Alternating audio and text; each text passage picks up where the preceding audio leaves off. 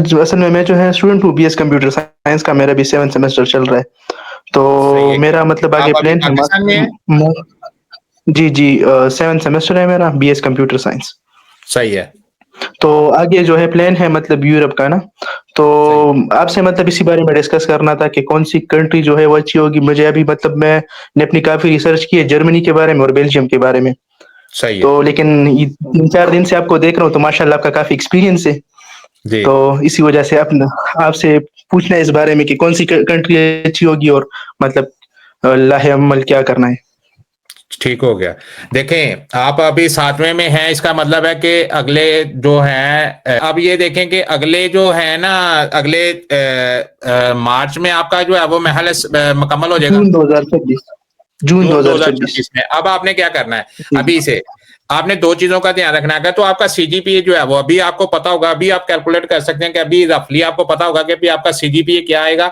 आपने सीजीपीए पे ध्यान रखना है। अगर तो आपका सीजीपीए जो है वो 3.5 के प्लस माइनस नज़दीक है, तो आपने एक 12,000 यूरो का एक ब्लॉक अकाउंट का अरेंजमेंट रखना है। तो आपने जर्मनी में आना है। इसके अलावा आपने फिर किसी जगह पे नहीं जाना। क्यों मैं जर्मनी को रिकमेंड करता हूं आईटी वालों से? क्योंकि पहले आज से 1-2 साल पहले जो है वो अमेरिका आईटी के लिए हब था। अब जो है वो जर्मनी हब है आईटी के लिए। जर्मनी में जितनी भी बड़ी बड़ी आईटी की कंपनीज है वो जर्मनी में है। आपके लिए अच्छा फ्यूचर जो है ना, जो यहाँ पे जर्मनी में हो सकता है। अगर आप किसी और कंट्री में जाएंगे तो अपने कैरियर से हट जाएंगे। जर्मनी में आए, जर्मनी में आके मास्टर करें, मास्टर करते हुए 1.5 साल का मास्टर, 2 साल का मास्टर करें। बाद में जो है वो 1.5 साल आपको पीएसडब्ल्यू मिल जाएगा, कभी जॉब ढूंढने के लिए आपको टाइम वहां पे मिल जाएगा। जैसे ही आपको अपनी फील्ड में जॉब मिलेगी, आपको यहाँ पे अगर आप 45,000 यूरो को अगर आप टच करते हैं तो 3-4 साल में आपको यहाँ पे पीआर मिल जाएगी और साथ ही आपको जो है वो 5-6 साल में पासपोर्ट मिल जाएगा।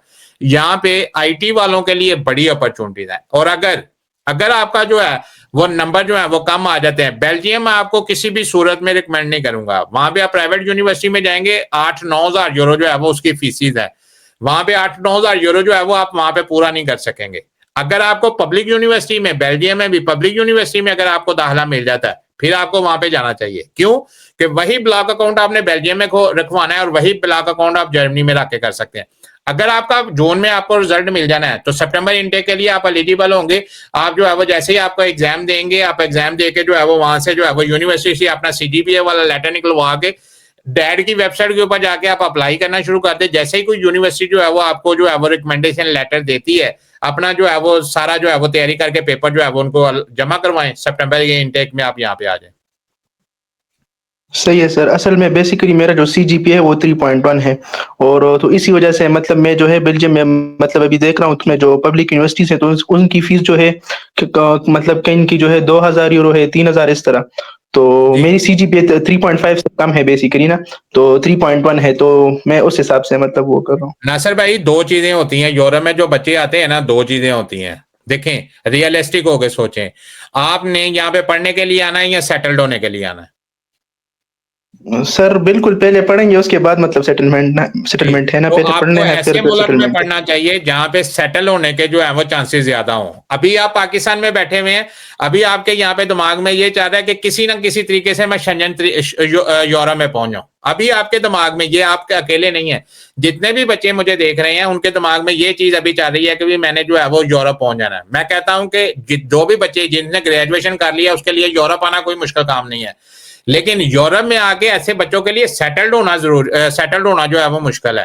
आपने अगर पढ़ाई करने के लिए आना है तो ऐसे मुल्क को चूज करें जहां पे आफ्टर एजुकेशन आप जिस भी मुल्क में जाएंगे डिग्री आपको मिल जाएगी। 6 महीने, 1 सेमेस्टर ज्यादा मिल जाएगा, 1 सेमेस्टर कम में मिल जाएगी, 2 साल की बजाय 2.5 साल में मिल जाएगी, डिग्री आपको मिल गई।